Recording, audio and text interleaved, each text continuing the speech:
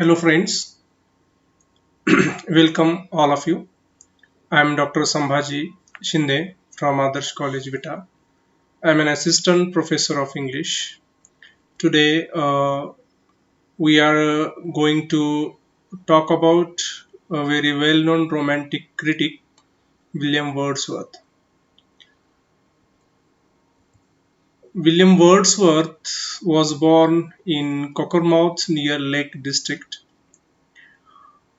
He spent his lifetime span of life in England, but he spent a little time in France. And he mentioned once he was so lucky that he experienced the French Revolution. With his publication of lyrical ballads in 1798, it is said that there was a beginning of romantic age in England.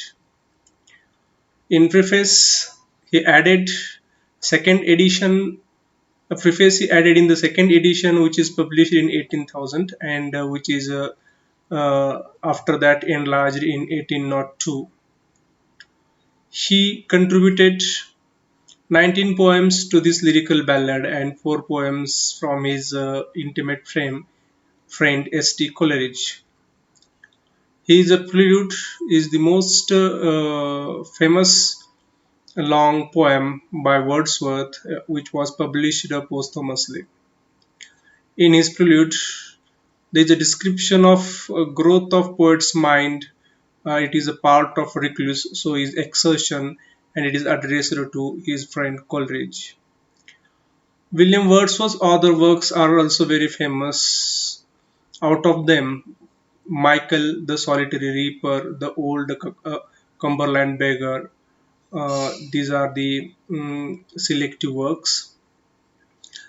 Others are "The Sea Dwelt Among the Untrodden Ways", "Daffodils", "Immortal Ode", "Resolution and Independence", "Ode to Duty", "Lucy Gray", and other poems.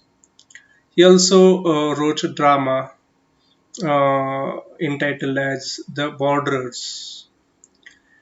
William Wordsworth's theory of poetry, which is very different from his previous age, which is called as a neoclassical age. It is said that his theory of poetry was very unique and he is one of the pioneers of romantic age. According to him, poetry is the breath and final spirit of all knowledge, the product of the spontaneous overflow of powerful feelings which results from emotions recollected in tranquility. For him, a poet has more than usual organic sensibility, and he is one who has thought long and deeply. He says that the subject of poetry should be the incidents and situations from common life. He prefers humble rustic life rather than urban life. According to him, ordinary things should be presented in an unusual aspect, supernaturalizing the natural. As said earlier, his style of poetry is a revolutionary concept. He avoids gaudiness and poetic diction. He prefers it should be as simple as ordinary speaking language of man. For the language of poetry, he insists that language of a common man, which is the real language of man in the state of vivid sensation. He makes no difference between the language of prose and poetry. In subject, he conformed to his theory in style very often not prosaic ballant. He awares of his dangers of his theory. In his greatest verse of emotional stimulus, he prefers simple style, joyous and of Miltonic sweep and resonance. There are many features of his poetry. Some of them are as first is inequality of quality. His best work stops with prelude. There is no sense of humor, but there is always presence of dramatic power in his poetry. There is, we can see egoism, adoration of wife and sister. Most poetry deals with himself or his experiences. The lyrical quality is inferior to Burns or Shelley, and it excels in reflective analytical mood. Petrarchan sonnets is poetry is largely written in Petrarchan sonnets, lyrical. There is always seen as influence of Milton.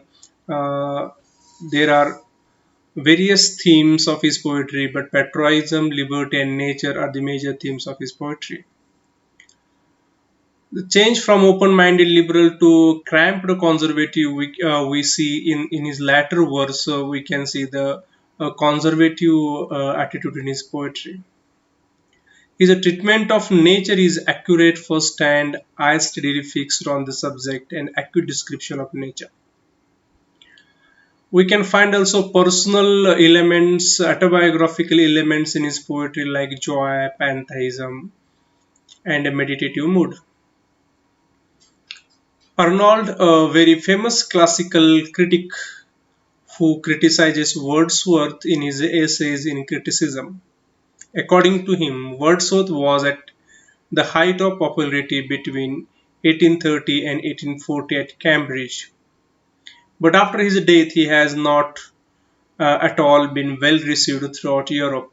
However, Arnold asserts that Wordsworth's name should stand above our cheap poetical names besides Shakespeare and Milton, such as Spenser, Dryden, Pope, Gray, Goldsmith, Cowper, Burns, Coleridge, Scott, Campbell, Moore, Byron, Shelley, and Keats, and even European poets since Molière and omitting Goethe.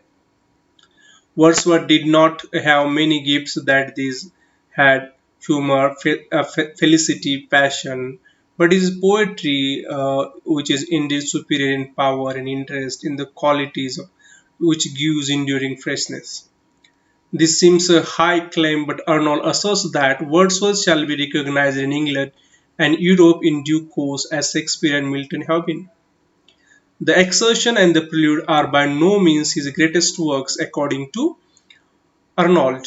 His best work is in his shorter pieces, but his best poem, scarcely more than half a dozen, is mingled with a mass of inferior pieces. However, Arnold says Wordsworth is conscious of his defects when he presents to us his inferior pieces along with his best poetry.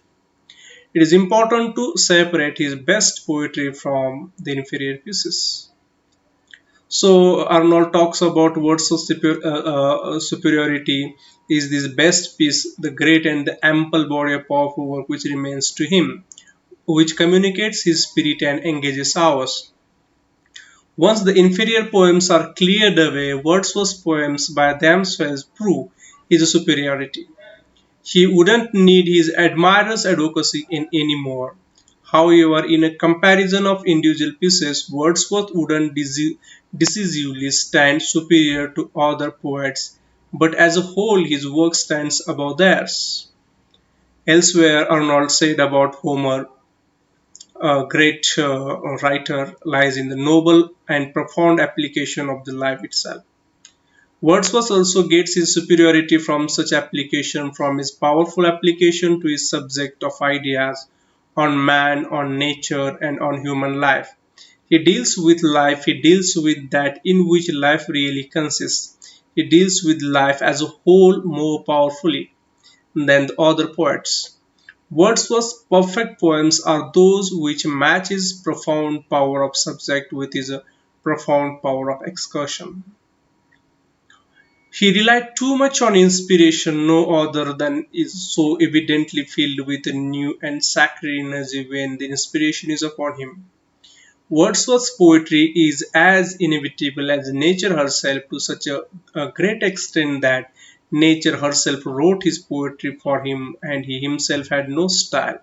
But Wordsworth had poetic nature, and since he had read much of his great poets like Shakespeare and Milton, he occasionally captured something of their style.